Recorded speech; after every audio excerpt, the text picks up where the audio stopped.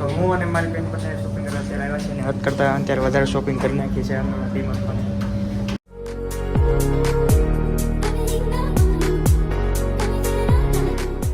મિત્રો ફરીથી સ્વાગત છે પ્રિન્સ ત્રિવેદી બ્લોગ્સમાં મિત્રો. અને બહુ ટાઈમ પછી આજ તો બ્લોગ શૂટ કરું છું, એટલે એનું કારણ એક છે કે હું સોમથી શનિવાર સુધી મારી ઓફિસમાં વધારે કામ હોય છે, એટલે વધારે રેકોર્ડ તો નથી કરી શકતો, પણ જેવો રવિવાર મળે છે કે અથવા કોઈ રજા મળે છે ત્યારે હું બ્લોગ શૂટ કરું છું. અને આજે મિત્રો બ્લોગ શૂટ કરવાનું એક રીઝન છે કે આજ સાંજે મારે નીકળવાનું છે ગામડે જવા માટે. તો આપણે વિડીયોમાં બનાવી રહેજો, કારણ કે આગળનું શેડ્યુલ મારું ફિક્સ જ છે.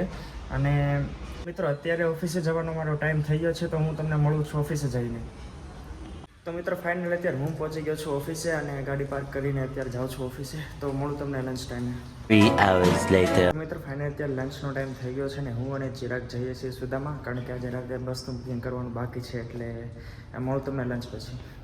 તો મિત્રો અત્યારે બસ તો કાંઈ બુકિંગ થઈ નથી, એનું કારણ છે કે અત્યારે બસ અવેલેબલ નહોતી. તો સાંજે આપણે સુદામાંથી સીધી બસ પકડી લઈશું. અને હું અત્યારે આવી ગયો છું ઘરે, તો લંચ પછી મળીએ પાછા ઓફિસે.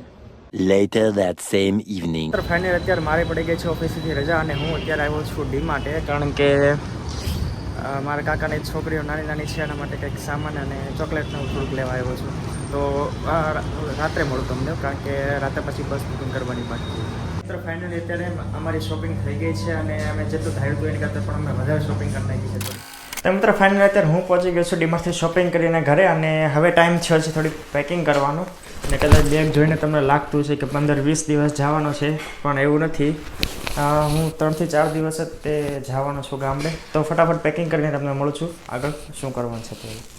મિત્રો ફાઇનલી અમને બસ મળી ગઈ છે અને આ બ્લોગનું હું અહીંયા જ એન્ડ કરું છું. એનું કારણ છે કે બહાર તો રોડ સિવાય કાંઈ નથી દેખાતું, એટલા માટે હું બ્લોગને અહીંયા જ એન્ડ કરું છું. આ બ્લોગ થોડોક નાનો બન્યો છે, પણ હવે પછીના હું ટ્રાય કરીશ કે બ્લોગ થોડોક મોટો બને. તો મળીએ આપણે નેક્સ્ટ બ્લોગમાં.